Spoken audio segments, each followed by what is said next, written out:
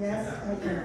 So, Hi, Lisa. wow, it's so Hi, great Lisa. to be in a bookstore. I isn't can't it? believe I'm here with you. Oh, me too. This is real royalty. First you of guys. all, we absolutely have to start by congratulating Gina. Yeah.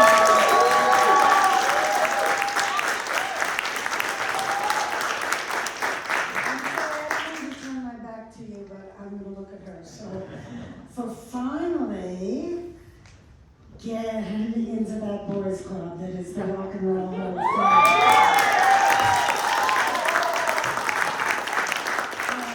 Long time coming, but it was worth the wait, I gotta say. That night in Cleveland was so incredible that I'm like still very high from it. And you know, normally I take drugs, but no, really, man, you guys, it was just incredible. I was hanging out with Paul McCartney. Shit. Well, it's going to be on HBO this Saturday night, Yes, right? that's I don't want to spend too much time talking about how much I hated the Rock and Roll Hall of Fame for years, because I was on the nominating committee. I was the only woman, and I used to fight with those boys all the time about not enough women in that place. Do you think that the Showtime documentary on the Go-Go's finally helped push this over the edge and guilted them? It totally guilted them. You're Yeah. absolutely right. I think they didn't have a choice now. Yeah. They sort of backed into a corner with that because, Good. you know, we were getting so much support. People were sending letters to him every day. Like I met a guy, he said, I send a letter every day, you know, and the support from fans was just overwhelming. I couldn't believe it, and I think they just thought, well, we better give it. Plus, John Sykes got in control there, and John's a friend. And he's a pretty good guy. I don't know, but Yeah, it was ridiculous because really we had given up, and we just thought, well, you know what, we really don't fucking need them. How about that? Because you know what, we've done what we've done, and we feel really good about our accomplishments and what we've done musically, and we love our fans, and we are really happy to be doing what we're doing still. And if they don't want to acknowledge us, you know what? It's the fans that put us where we are, and if it wasn't for them, none of this would matter. So then we always go back to it's really the fans that count. But, and as much as I say that, when you're acknowledged by the industry in that way, it's kind of nice. Yeah, I mean,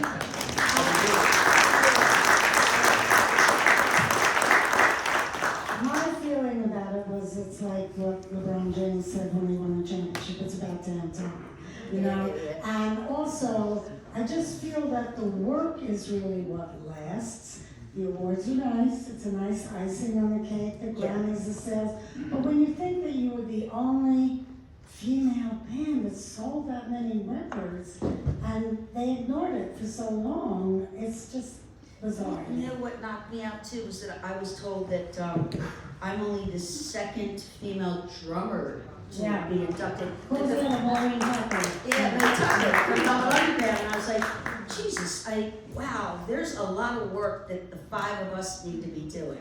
So, Yeah, now that you brought that up, let me just ask you, because you know, we've talked before, we never really met until tonight, but we did a long interview on a radio show that I do on Sirius, and we talked about this whole drummer, female, women in music, and you know, I wrote that book with the title, Nobody Ever Asked Me About the Girls, in a very ironic way, because I spent almost a 5-decade career writing about guys. I went on tour with Zeppelin and the Stones and Bowie and Lennon and all of that, and nobody ever asked me about the girls. It's really true. And I realized how many women I had interviewed, but both of us talked about how we just kind of skipped that woman thing. You know, it's like we just barged through and did what we wanted to do. that's really the way it was. The same for both of us, because you're busy doing what you do, and then it sort of hits you one day. Where's the rest of the girls? Where are they? Not a lot of them, you know. But at least we got to do what we love to do, and we just need to keep pushing the envelope with it. There's nothing else to do now. I'm just so happy that now the Go-Go's, we really are going to have a voice in there, and we definitely want more women involved. It's kind of ridiculous, really.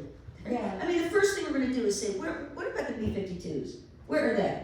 You know, why aren't Chaka Khan. they came I mean, first? I And think the list goes on, like Susie Quattro, you know? I mean, And Joan Jett, how long did it take for her to get in? How do you say? All right, so let's Okay, move here we go. on. Okay. I want to talk about your book because Yeah. it's gorgeous. I mean,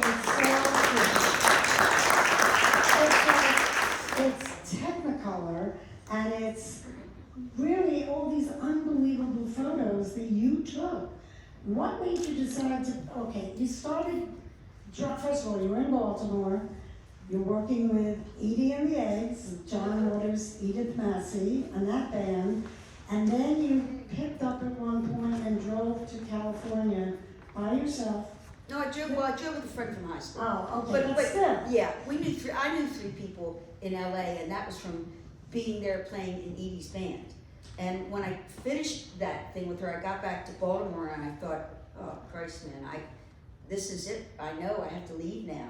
I know what it's like, and I've got to go for it. If I'm ever going to go for it, now is the time. Was it scary? Because I remember Cheryl Crow telling me she drove from Missouri or wherever it was she came from, and she went to LA and she drove alone. And she said she didn't know one person there, but she knew she had to go there to try That's to right. get into music. That's right. That's exactly what it was. It was this driving force inside of me, and I knew that no matter what, I was going to go to LA, and I really did, kind of in a crazy way, believe that I was going to make it. I mean, like, because there was no other, I didn't have any other choice. Like, you know, there was no way I was going to go back to Baltimore. I just dropped off the face of the earth. I wouldn't have gone back there, you know, and not done what I intended to do when I left. And I, you know, I mean, I know my parents were probably so freaked out about me leaving. I was the baby, you know, and I know they were freaked out about it, but I mean, I can't believe they let me go, but they had enough faith in me, I guess, and I was on a mission, you know. Schock is your real last name? That is my real last name. What a great. Yeah, I know, like that Especially for a rock star. yeah, that worked out really well. I didn't have to make up my name when I was in a punk band called the Go-Go's. Well, that's the other thing, you know, when the Go-Go's started, I mean, before you all became America's sweethearts, Yeah, we were which was sweethearts. complete bullshit anyway, right? I mean, you were bad girls. I mean, Yeah. but before you became the Go-Go's and you had the hits and you were on MTV and everything, you were a punk band. Yeah, because, okay, so when I got to LA, you guys, I was living with this fella, Steve, and he said, let me take you around and show you the scene. Well, the punk scene was thriving in LA at the time, and everyone knew each other, so I would go to shows, and then Steve said, Gina, I want to take you, I want you to see this band, the Go-Go's. They've been around for like 6 months, and you need to get in that band, kick the drummer out, and make them famous. And I was like, yes, Steve, of course. So we go to Club 88, saw the Go-Go's. They were kind of a mess, but they were really having a lot of fun on stage. Shut up. And they were having a great time. I was like, wow, and there's something about them that stuck out, and it was like, I felt like they were like, there were diamonds in the rough, and they needed, if they just rehearsed more, they were going to be good. There was something about them. And I, on the other hand, was like, so serious. And I needed to lighten up, and I thought, like, that would be a really good trade-off. I could help them, and they could help me, because I was so fucking, I'm still uptight, but I really needed to learn how to have fun on stage instead of being so serious. And they were just interested in having a good time. So I wanted to show them, man, if you practice, if you rehearse, you can get better and better. And that's how it worked out. You know, the first question I ever asked Mick Jagger when I first interviewed him was, what's the most important thing in a band? And he said to me, the drummer. And I so stupidly said, why? And he said, well, because the drummer keeps the beat. The drummer keeps the time. And of course, that was Charlie. And I also toured with Zeppelin, with Bonzo. And those were inspirations to you, I think, right? But did you have any female inspirations? Was there anybody to look up to? I mean, in some of your pictures in this book, I see pictures of David Bowie, I see, you know, all the guys. I mean, there were no girls, right? to be honest with you, Lisa, gender never came into Yeah. to the picture with me. All I knew, music, close your eyes, okay? It's all about what you hear, and it's great that you have these wonderful visuals with these bands that are fucking awesome and are so dynamic on stage on it, but I never thought about being a guy or a girl in the business until it was, you know, I was thrust into the business and it was like very obvious that being a woman was sort of a detriment if you're trying to get a record deal in the early 80s in LA. But it was just always all about the music and what people give of themselves to make music that like gets into your soul, gets into your bones, and I've always felt that way about it. It's just something that will always drive me to the day I die. I just love it. It moves me. So you had all this success. At what point? Like how far into the band? I mean, you chronicle it, catalog it a lot through the pictures. First of all, what made you want to pick up a camera and kind of be the archivist of this band?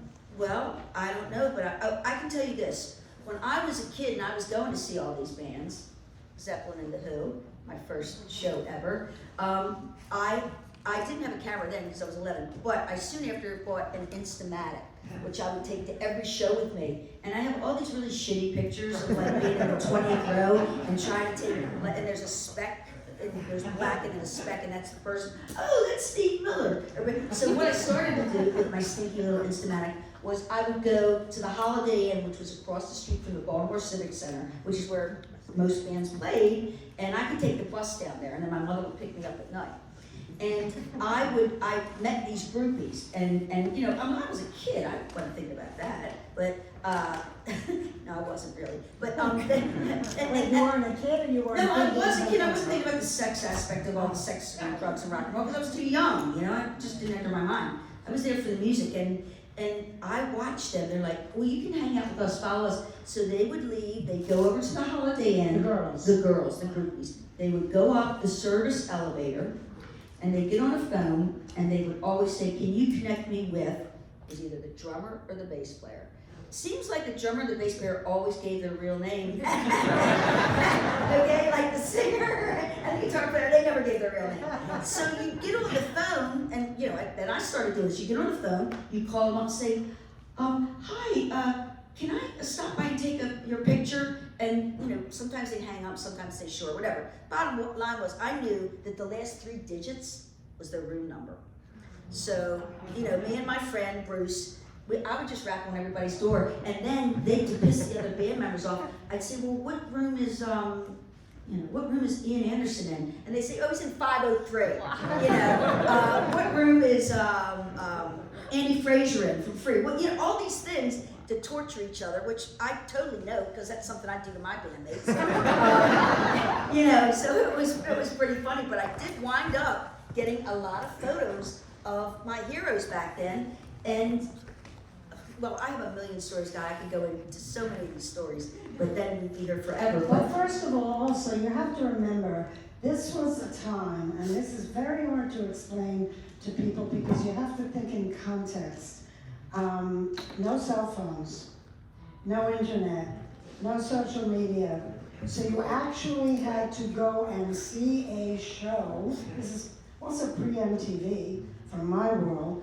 And you're talking about scenes and the punk scene in Hollywood, and I can tell you the scene at the so-called punk scene at CBGB's in the 70s, all those bands, Ramones, Talking Heads, Television, Patti Smith, Blondie, they all hated each other. I mean, they did not support each other. They were in competition. They were seeing who got signed first. None of them thought they were punk bands except the Ramones. Tom Verlaine and Television thought he had nothing in common with Blondie. So what you're describing to me, to just get a little bit forward from when you were hanging around in the Holiday Inn, which actually sounds very much like what Courtney Love told me about her teenage years of hanging around bands. But it was much easier to get to people then because there wasn't this huge business and this tons of security and I mean, although Zeppelin and the Stones did have a lot of that, but yeah, it was easier to get to the drummer and the bass player because you had to kind of work your way up to the lead singer. guitars, right? Yeah. Well, that was just a magical thing that was happening to me at that age, and that just was more ammo for me. I knew that I had to do this. So anyway, when I got to LA, the punk scene was happening, and my friend Steve's like, you gotta meet him anyway. So I met the band, and to get back to this part of the story, and I invited them over to my friend Steve's house that I was staying in, which I had a PA set up in his living room. I had my drums in his living room. I had guitar amps in the living room. So they just came over and plugged in. We played a couple songs, and that was it. I knew right away that I was going to join that band, and they were going to fire their drummer the next day, which is exactly what happened. They fired their drummer. I was in 2 bands. I quit the next day, and then we got to work, and I was like, you know what, guys? No more rehearsing twice a month. We're going to rehearse 4 or 5 days a night. After we finish work, we got to rehearse. And they started doing that, and man, what a change. It was like, all of a sudden, they started getting better at their instruments, which some of the girls had just picked up their instruments. They were just having fun, hanging out with their friends. I was on a fucking mission. I was out there to make it. I wanted to show everybody in Baltimore that I could make something of myself, you know? So, it's a crazy story. I can't believe it all came true. How did you first pick up a drum set? Oh, because the drums are easiest instrument for me to play. To me, they seem like the most complicated. No, they're really easy for me. I mean, I bought a bass first because I thought that's 4 strings and that'll be easy, which is really stupid, but when you're a kid, you don't know. And then I bought a guitar and I took a couple lessons, and I was like, I am like 12 or 13, I don't have patience for this. So then I got a set of drums and put headphones on, which is what I would do. I put headphones on and play with my favorite records. And when I put headphones on and tried to play whatever song I was in love with at that moment, it was easy. I didn't have to think. My arms went, and hands and wrists all did the motions in the exact right way. And both feet did what they were supposed to be doing. Yeah. Yeah, it's Like, weird. what were some of the favorite records that you played on? Oh Christ, whatever was top 40 and then any British imports, I was listening to everything. I really... Trampled on the Foot by Led Zeppelin? I mean, Oh, I couldn't play that. That's really. tricky. That doesn't mean I didn't try. You know, I mean, That's hard challenging. to, yeah, that's very challenging. hard to replicate. Yeah, but so were you the taskmaster with the Go-Go's really? Yes, absolutely. And did they resist or resent it, or No. were they willing? No, they were wide open, and because you know what, I think that they realized, you know, after not too much hard work and not too long of a period of time, there was a real progression that was obvious that was happening with their musicianship, with our arrangement skills, with the songwriting, everything that goes into making up a great band. It just started to reveal itself in a way that everyone had to acknowledge it. And we were especially, all the people that were coming to the shows they were noticing a difference, and everybody started talking, you know? It's like, wow, they're really getting together, really starting to sound good. Those songs are starting to make sense, you know? And now instead of having like 4 songs in the set, there's actually like 12 songs, you know? So it started to happen pretty quickly, I think. This gets into a little bit of a dodgy territory, but who was writing the songs? And I have often found, in talking to every musician, that the songwriting and the publishing is an issue. Because people write them together, and or like, who decides if the drummer lays down a beat, and then somebody comes in with a melody, and then the person who came up with the melody thinks they own the publishing, and that's been a problem, right? I mean, well, it's part of the reason why the band broke up when we did in '85. You know, I write in the book about this, and I think it's a very simple, obvious explanation about why the songwriting, if you're in a band, should be split equally amongst every person in that band. And I can use my band as a perfect example. The 5 of us worked hard to make that band what it became, the sound that it became. All 5 of us had our input on our instruments. They gave that band the sound that made this band what it is. Now, you can sit and write songs till the cows come home, but if you don't have a platform to sell those songs, it don't fucking matter how good you are. and vice versa. You know, it both need each other. And I felt like in our band, and also all the work we had all put into it together, you know, all the rejection we had been through, all of that, certainly things should be split equally. There's no reason why Belinda and I should be making a pittance compared to what Jane and Charlotte were making. Hold on a It second. wasn't right. What kind of rejection? What rejection? Oh, well, the record, nobody wanted to sign us. Initially, no one would sign us, you know? And I Were mean, you that aware was, that happened also to the Beatles and to U2 and to the Clash? yeah, well, and no, I'm sure it happens to everybody initially, but when you are a girl, especially in the early 80s, like they wouldn't even like take a meeting. It was, you know, because we had our manager was also a girl, Ginger Panzaneri, and she was showing the letters that they would send back, all the rejection letters. I hope you kept them. She's got them, you know. That's a good list. No, oh yeah, you know it. Especially after the Rock and Roll Hall of Fame induction. I just sent them all a bunch Should have of. gotten up there and said their names. Yeah, Like Steve Miller, didn't he make Steve Miller's a cool guy. I finally, saw him when I was a kid. I actually did meet him and hang out with him. I really liked him. Smart guy. He kept all his publishing. He kept not his publishing. He bought his masters back. So the label doesn't get a penny. Any songs, he gets everything. Wait a minute, you girls don't have your masters yet? Because everybody's Oh starting man, to that's get- another story. That's another conversation. another. But to get back to the publishing splits, okay? Okay, I just said that. But let's take a song. A very good example is "We Got the Beat." Now, do you think that song would have been a hit without that drum beat? Nope. Nope. I'm just saying. I'm sorry, man. If you don't fucking hit that, then something's wrong with you.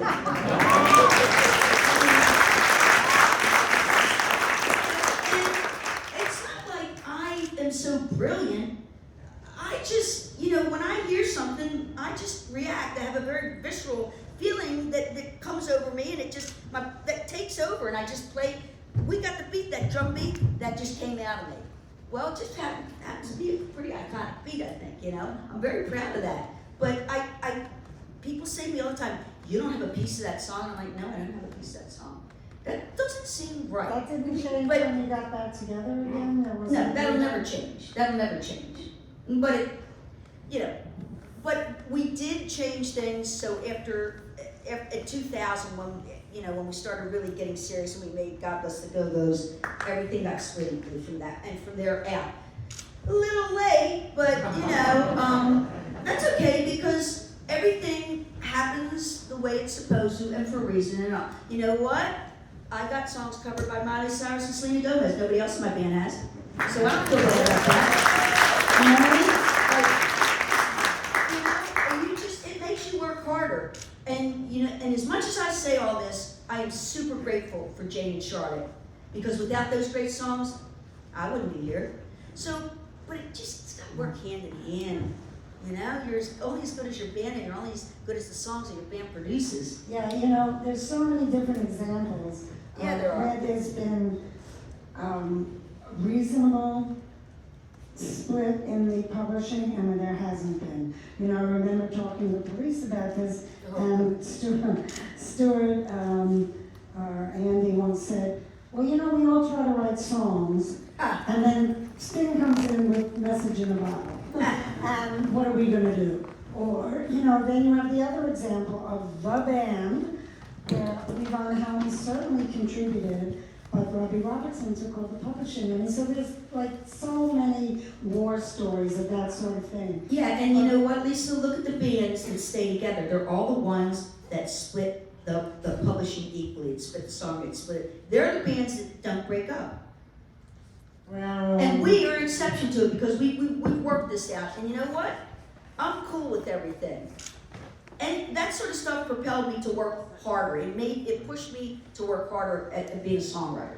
let's switch from money to art. Yeah, Jesus The Christ. image. I'm exhausted, man. Because I don't know how many people went into rock and roll or music just initially, now maybe yes, artists make a lot of money, but when I was coming up and interviewing people way in the 70s, it was considered like one step above a criminal.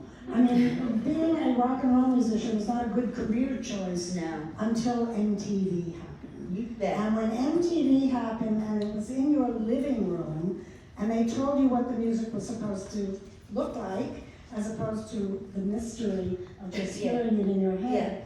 But that absolutely made a difference in your career, didn't That was the game changer for us. That and getting the opportunity to open for the Police. Because we went from driving this whole country in a 12-seater van and playing in little clubs to playing in 18 to 20,000 seat arenas, riding on a tour bus, hanging out with the Police. You know, it changed right away. You know, then we got Saturday Night Live, and then we sold 1 million records, and then we were off to the races with that. Didn't you open for the Stones and for Bowie? And Yes, along the way we had done that. Yes. Yeah, but the image of the band. I remember, I think way back in the day, I must have interviewed Belinda, and she said, you know, everybody thought we were America's sweethearts, and with no drugs, no sex, nothing. She said, that's not who we were at all. I mean, how wild was it? Oh, come on. Really? You're gonna make me put my glasses on. Why do you need the glasses on? Just so I can see and think better. I have to think straight for these sort of questions. No, I think that we were just like any 21, 22-year-old person that went from nothing to having a lot of money, to having a lot of people throw themselves at you, and we were living large, and it was fucking fun, and I don't regret a minute of it. It was all good, all good. You know, and why not? How many people get to do that? Come on, it was exciting and great. It's still an incredible life. I mean, wow. The thing that I always found, I mean, I was an exception because everybody always assumed that I was sleeping with musicians because I was the only. I kind of thought that. Never. I remember your name and everything I was reading, and I thought, she gets around. No. I have cleared this up in both that book and the one I wrote before called There Goes Gravity, which was about boys. That was about being on the road with Zeppelin, Stones, John Lennon, David Bowie, introducing Lou Reed to Bowie and Iggy. But I was very newly married. My husband passed away 3 years ago, yesterday actually. And he opened up the doors. Richard Robinson, he produced Lou Reed, he produced David Johansen, he worked at Buddha Records. He opened a door for me to have a career, and I barged through, basically. I was really the only female journalist at the time who was writing gossip columns, chatty features. The others were all critics, and I never wanted to be a critic because I don't know how you judge music. I don't know how to review something that is so emotional, and to one person it means something more than another. Yeah, sure. But my husband was cuter than any of those boys. No, he was. And I also was very mindful then that I was not going to be considered a groupie or a slut. I never took drugs with them. I drank a lot of wine, but I was offered so much free cocaine. And I cannot tell you, I never once in my life took it because I saw all of them babbling all the time on it, and I talk enough as it is. I didn't need to. However, when it comes to your band, you took advantage of that life, understandably, and without judgment whatsoever, but it did have some pitfalls, didn't it? Because anything you overdo is not a good thing. I mean, I don't care what it is. Yeah, drugs mainly. Well, yeah, no, everybody in the band has had problems with drugs, myself included. But the bottom line is we all go through phases in our lives, or points in our lives that we're not particularly happy with ourselves.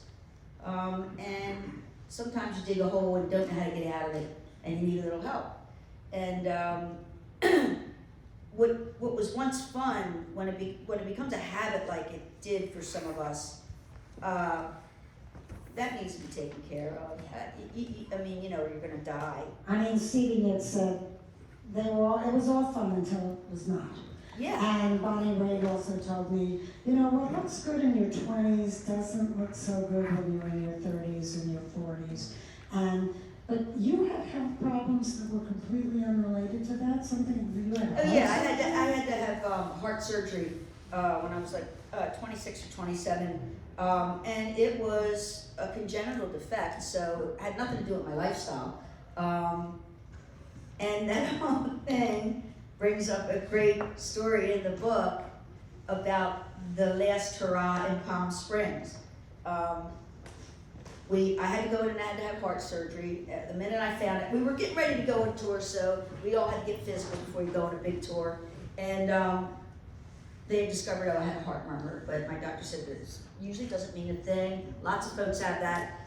So, but they put this monitor around my chest, and anyway, bottom line was there was a hole in my heart. Went into the doctor, he said, you know, you got a hole in your heart. When everybody was screaming, I almost passed out. Everybody was crying hysterically. Anyway, I said, you know, I want to get the surgery right away because the apprehension was killing me. You know, I mean, the thought of it made me want to just pass out.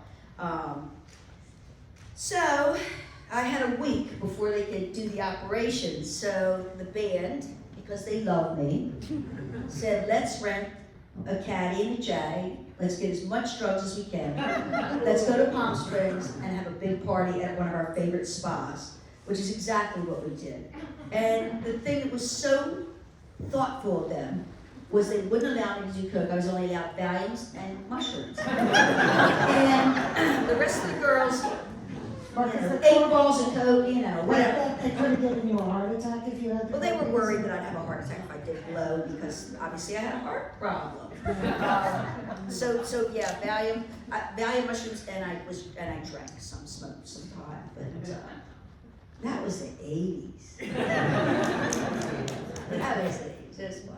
Do you think it's changed at all? I mean, Oh yeah. I mean, I don't know, but I don't mean for you or I'm talking about younger bands. I talk to younger bands all the time, and well, certainly in hip hop, I mean, weed is mandatory. Yeah. But also, I mean, I talk to a lot of younger bands, and it's still heroin and ecstasy and ketamine. I mean, awful I shit. think people go through phases, like I say, you know, and when you're in this business, it is always around you. People give it to you. You don't have to even go out and look for it. Yeah, no. You know. Yeah. And you know, really and truthfully, heroin wasn't really big in the 80s. So, but although Charlotte did have a problem with it, but nowadays, yeah, I mean, the thing with heroin is frightening to me because so many really young kids are doing it and they don't understand how. Well, they do. You get hooked. It's like Well, they so also easy. don't know that what it's cut with. Oh, with the fentanyl. Yeah, we lost Tom Petty and Prince. I mean, horrible. But all right, let's. Yeah. So you know, I mean, and you know what, Lisa, that'll be when you and I are dead and gone. That'll still be happening. Yeah. People will still be doing drugs in our business because it's just. I don't know. People think it's like it's a rite of passage. You gotta do show drugs. business. Show business always lent. I mean, Billie Holiday. I mean, show business. Judy Garland, show business always lent itself We're to different that. kind of people. You know, we're artists and we're. I That's a good also, excuse. you know,